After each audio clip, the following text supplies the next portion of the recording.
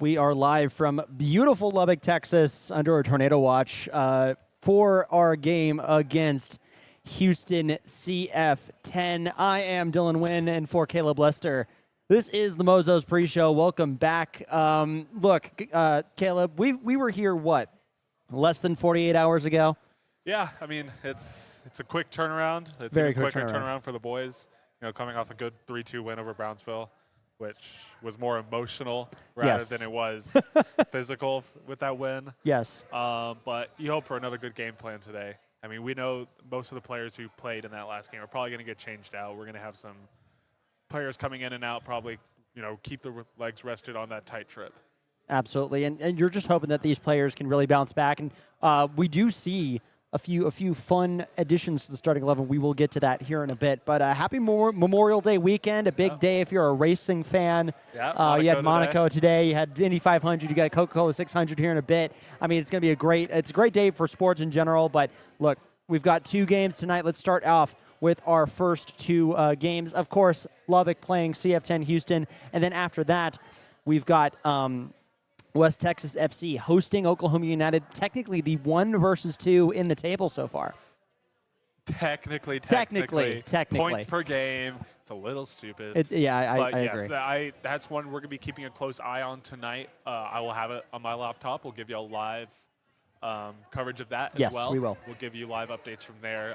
Obviously, best result for us there is a draw. Puts us at first, but you hate West Texas. Yeah, you want Oklahoma to kind of unload a little bit. We have a generational hate watch. Correct. With that one. Huge hate watch for all of us today. But next week, we've got a few games coming up. Oklahoma United hosting Fort Worth on Tuesday, the 27th at 7 p.m. And Fort Worth got a very surprising result last night. Yeah, I mean, we were big up on, Arkansas has already had a roller coaster of a season. We expect them to finish dead last. They go through, they beat Brownsville. Mm-hmm. They lose to Lubbock, middle of the road, and then they go and get battered by Fort Worth. At home. Which is, a really weird one because, Fort Worth lost 5-2 to West Texas and 5-1 to Oklahoma United. And then they go and beat pretty convincingly this Arkansas that side that we thought was on the up. Yeah, exactly. So maybe we did know ball. Maybe we did know a little bit of ball. A little bit of ball knowledge. We will wait for the end of the season We're not counting our chickens yet. To gloat about how we apologized to Dustin, and then Dustin got mad at us because we didn't know ball. We're going to wait on that. We're going to wait on that. Don't, as you said, don't catch the chickens before they hatch. That's the big deal there. Fort Worth is hosting Arkansas in a return trip this Thursday, back-to-backs for them. Going to that trip down to Fort Worth. Again, a pitch that we know can have some juju.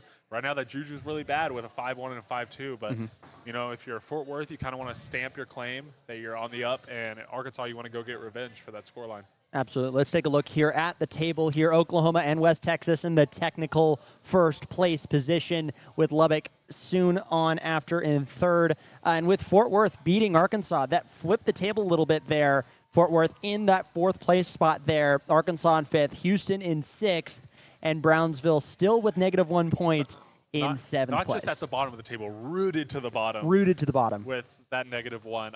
Again, I expect them to get out of that. They had some really tough road games. And then a really tough home game versus us. But so just got to see how that continues to go. I don't exactly know their next game, but they're going to look to bounce back after that. They have to bounce back. You got to start getting on a bit of a win streak there. And after a very emotional, heavy game against Lubbock, Brownsville is going to just look to potentially just go crazy. Yeah. We'll keep our eyes on them. We'll give you guys tabs here on the show as we keep on going.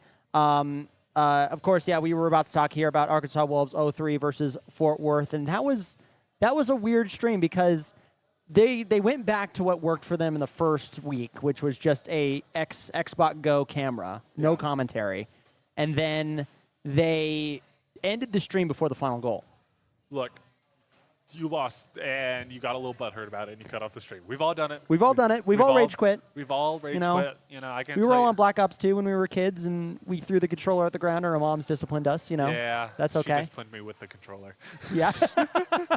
Same here, man. Hey, give it to me. We love that good old West Texas love. West Texas love from our mothers, of course. But yeah, I mean that's just how it is, and hopefully both teams can bounce back. Fort Worth absolutely needed that win, and they went out and got it. Yeah, again, we talked at the start of the season. I think they were my sneaky team of the year coming in, but. Look, you had 2 really disappointing losses at home. Yep. You get a really good away result in Arkansas. Just see how they can go at it today. Absolutely. Now, let's move on here to Houston themselves, our big team away here. Take a look at the schedule. Again, end of the 3-game road streak, the longest streak we have away from our home here in Lubbock. After that, we've got 2 home games away, 2 home games away home. That's going to be a very, very fun stretch. Can we close it out here? I really think we do. Again, we've talked about it that if we can go here and get all 9 points, that pretty much guarantees us playoffs. Just in terms of momentum, right? Correct. Because we're pretty confident that we can come through this next home stretch with positive results. Again, we'll have to see where everyone sits when we get there. But look, if you can go on a road trip where you go 12 hours to Arkansas, come back 12 hours to Brownsville. Come back. Actually, they didn't come back. They just went right. Again, go right to Houston and play a day later. And then 8 to 10 hours back from Houston. That is where you really see where your team is going to fill in the season. If we've seen really impressive things so far. Obviously, we didn't get to watch the Arkansas game. Don't know much about it. But that Brownsville game showed the character of this team. Yes. Where they went 1-0 down and were under severe pressure and were able to go get 3 goals. They conceded 1 late, but in a wrongful amount of added time, that's all we'll say, you were able to come out and get a result. Absolutely. Well, look, let's talk about Houston's potential starting 11. And here's the thing, chat. We did a bunch of research, as we always do, into this squad. And I'm going to pull up the roster sheet that I have for Houston. They only had 9 players on Squatty and 9 players on social media. I don't know. Were they was the reason they got 8-1? Are we playing a 9-a-side? Are we playing 9-a-sides? Number 1. Number 2, is that why they got 8 goals scored on them by Brownsville? Look, I don't know. I really don't know. It's the fun part of it, right? This is lower league soccer. Yep. This is what we have to deal with. It's the crap bag. It's the crap bag. Obviously, they have more than that, but hopefully Squatty gets updated here in the next hour. Here in the next hour or so. Let's actually, I'm going to refresh their Facebook page, see if we've got an updated starting 11. But, yes, they only had 9 players, and everybody except for 1 played 90 minutes. I think that's a Squatty issue. I think Squatty was not correct there, but it says that this one of the players played only 1 minute, and the other 8 played 90. That's horrifying. If that is actually true, I don't think it is. But I'm looking. We'll have to see today. We're still trying to figure out a live stream. To be honest. Yes. So. It's either going to be on Facebook or YouTube, and that's what you've been talking with Dustin about. Yeah, I was on the phone with Dustin earlier trying to figure it out for our end of the stuff as well. Yeah. So we'll let you know when we know. We'll know when we know, and hopefully we get a good stream going. If not, we do have backups, so stay tuned here. This will be the official stream. Potential Mozos at Houston live fun stream. Stuff. Facebook or YouTube? Facebook or YouTube. We don't know yet. Has it officially been? It hasn't been officially said yet. That's what we were just talking about. Yeah, that's what we were just talking about. Yeah. Oh, yeah. We're waiting on them. We're waiting on them. This but is we so will be far on up the Facebook. pipeline. We will be on YouTube. We will be on YouTube and Twitch. But yeah, we will be on YouTube. Of course, yeah, but we don't know. We don't know what that club in Katy, Texas that calls themselves Houston is doing. So, yeah. That's the unfortunate part. Yeah. It could be much worse. It could be Arkansas. It could be Arkansas, indeed as well. Well, look, CF10 Houston, they're founded in 2015 as Katy 1895 FC, and they rebranded to CF10 Houston in March 2022. They joined the MPSL in 2021. They've been a club since 2015. They joined this league back in 2021. They've only made the playoffs once in 2021. They got into the conference quarterfinals with a record of 4-4-2. Since then, they have not been able to break 4 wins at all in the season. Lubbock is undefeated. They played in 2023 and 2024, did not meet in the 2022 inaugural season. What are your thoughts on this Houston squad? Well, they're actually a very different CF10 Houston side that we thought they were coming into with the season. Usually what they do is they pull from the local high school, which is Seven Lakes High School. It's one of the best high school soccer programs in the nation. And usually they pull a bunch of players from there. This year, it doesn't look like they did that. It looked like they tried to go for a bit of an older squad, which is actually probably doing them a detriment. Yeah. So we'll have to see. Again, we don't really know anything about their squad. Yeah, we don't have any updates as of right now, but we can read out their old their 9-person starting lineup if we want here. And yeah, so we've got Justin Zenteno, who played 90 minutes and got a yellow card in the game against Brownsville.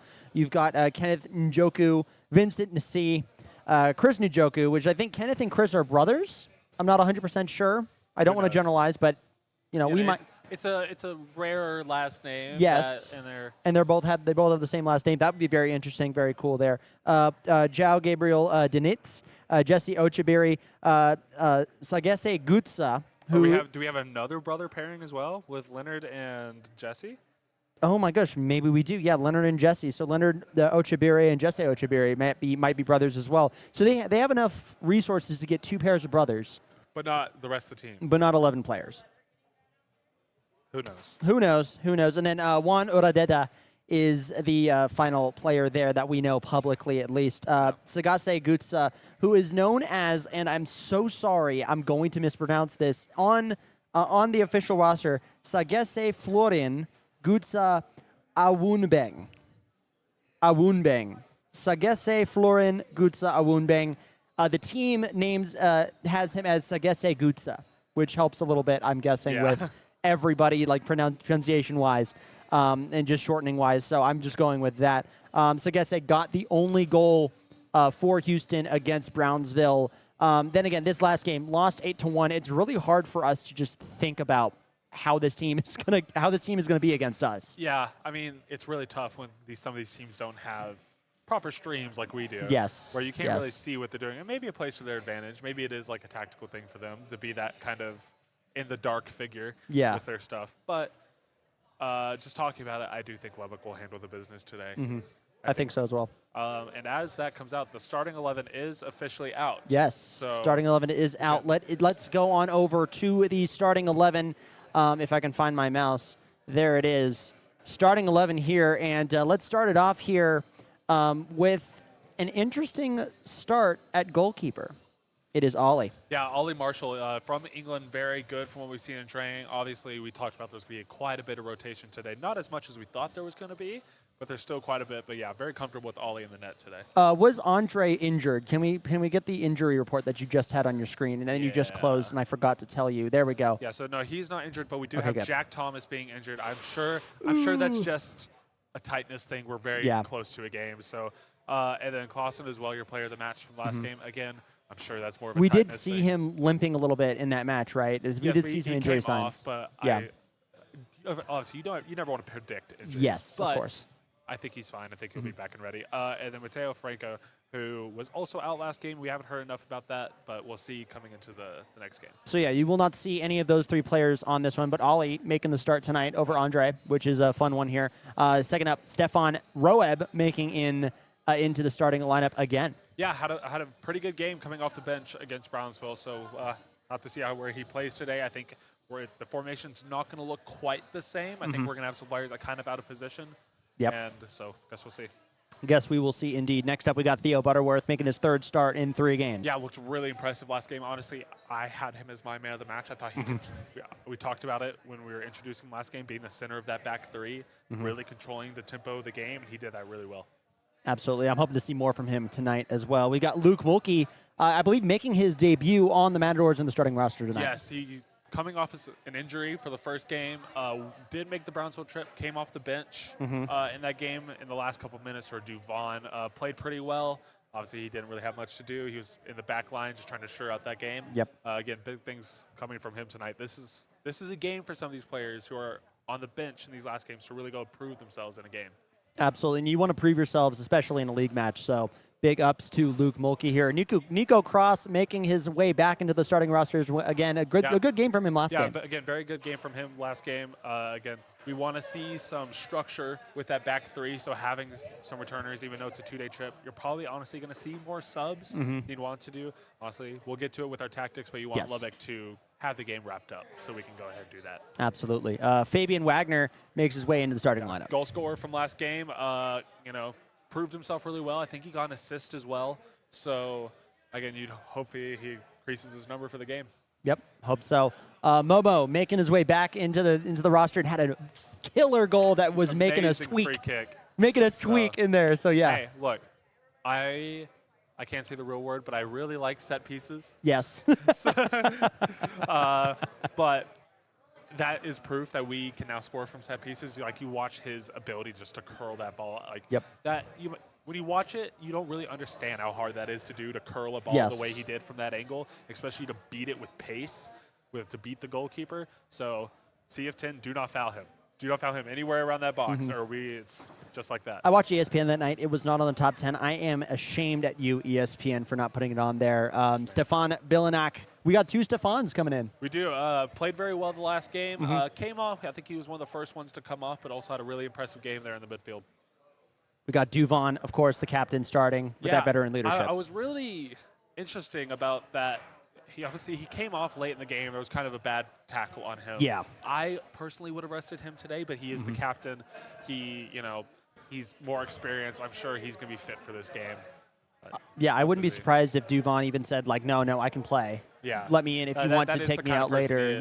Like, I want to show these guys that I can be a leader. So, yeah, we're down to the last 2 here. We got Mesfin Rhoda making his way in. Yeah, making his first start. He obviously got that goal in Arkansas that won us the game, and then played very well at that Brownsville game. So you'd hope to him to go out, show what he can do. Very skillful right winger. Hopefully lots of goals for him today. Yeah, and I was questioning on Friday why Mesfin wasn't making the starting 11. Then he went in later on in the game. So that's the kind of player he is. With his he's very fast. He's very technical. And when you have tired legs, it's very hard to play against a player like that. It's just going to drive at you and go around you. Absolutely. And then finally, we've got Nicholas Carlson. I believe second start or third start. I believe that's his first. Actually. First start? No, he was starting last game. I know that. Different one. Different one? No.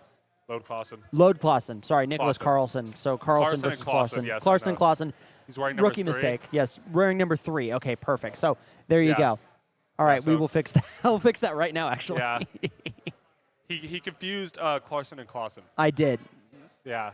Yes. All right, there we go. Number 3, Nicholas Carlson coming in, first start. Yeah. Again, looking for big things for him to today. This is a chance for him to really go out there and prove if he should be in the main starting 11. So hopefully he goes out there and presses tonight. Absolutely. Well, that is your starting 11 here, brought to you by the Matadors. Thank you to the Matadors as well, and Cooper for giving us that. Big ups to Cooper for helping us out. So much easier. Making our lives very, very easy. Now, look, we got to talk about our score predictions for this game, and here's the hard part. This Houston team has only played 1 game. It was a blowout loss, a demoralizing loss. I put in my notes, demoralizing loss. Yeah. There's not a whole lot of else research about this team. We don't really know what this team can be, but we know that it's somewhere in between maybe not losing and blowout win. Yeah. Where do you put them? Look, it's still a very long trip. You got to think a lot of these guys are going to have some tired legs. They're coming off a well-rested week where they could watch the Matadors. So I do think it's not going to be 8-1. I have gone for 3-0. Okay, 3-0. It's going to be one of those games where we try to go gun-ho early and then kind of just fall off and rest. And I think that should be the game plan. Again, I am one of those guys who, despite my way of coaching, is I go out really early. I try to get a very heavy advantage, and I'll sit back, let my team rest a little bit. And I think that should be the game plan going in today, using these really talented players we have up front to try to go out there, and then the players who maybe played in the game against Brownsville coming out so they can be well rested for this home opener next week. Definitely. I'm gonna go somewhat with you and agree with you there, but I'm gonna say 4-1. I think Houston can still get some good looks on a goal, potentially get 1 goal, grab a goal there. But then again, that goal from Houston was done near the end of the game. I'm pretty sure all the Brownsville, they went through their first roster, then their second roster, then their bench. I'm not 100% certain. I would still ensure that they get a goal at least, but I think it's going to be 4-1 for Lubbock. We're going to end up with 9 points at the end of the night, which is very exciting. Yeah. Gabe, we forgot to predict the score for. Yes, we did. West Texas versus Oklahoma United. What's your score prediction? Okay, I'd love to talk about this here. This is going to be a very close game, and yes, again, we will be giving you guys score updates throughout tonight's game against Houston for that West Texas game. So keep it locked right here on Mozos LBK. Look, Oklahoma looked great. That game is already kicked off as well. So this Oklahoma team looked very, very good in their opening match, but so did West Texas. I think it's going to be a very close one, 2-3 for Oklahoma, upsetting West Texas at home. Yeah, I went for 2-1. I think, again, Oklahoma's kind of going to do the same thing. I'm trying to fight a sneeze right now. Go for it. Yeah, if you need to, I got you. It's all right. But Oklahoma's going to come through. Again, Diop looked very good in that game versus Fort Worth, and I think the game plan is going to be kind of similar of just going out there trying to feed him balls to the box and just trying to go out there and get that score on an away result. Absolutely. Well, fellas, if you're watching this broadcast, you're probably wondering where the stream is going to be, and we are looking into that as we speak. Again, it's going to either be on Facebook or YouTube. If not, we will still be live. We will still be here, and we'll talk to you all about everything. And we're going to figure that out. Yeah. It's getting close to time. We're about 5 minutes, but we will. Well, obviously, when we cut away, we'll go talk to the people here, figure it out. We'll come back live, tell you everything. Give you guys an update. And then, so stay on after the game. 3 points. Real quick, Ryan, real quick. West Texas. Sorry, I do it all the time. West Texas, Oklahoma United, what's your score prediction? West Texas, Oklahoma? Yes. Yeah. Draw 2-2. 2-2. And then our match. I'll go with 8-1. Okay. There we go, 3-1. Yeah. 8-1 All right, so Ryan's going 8-1. I heard 3. Right. You started 8. Yeah, 8-1 from Ryan, the president of the Mozos, and then of course a draw for West Texas and Oklahoma, which helps us in this case. So yes. Yeah, I like that. I like that a lot. So yeah, we will be right back after this quick break, but don't go anywhere. We will have the updates from CF10 Houston and the front office here at the Lubbock Matadors. We'll figure out where this game is going to be streaming, and if not, we will still be here. We're going to be here the entire game, so we'll see you guys here in a bit. Yeah. Have a great one.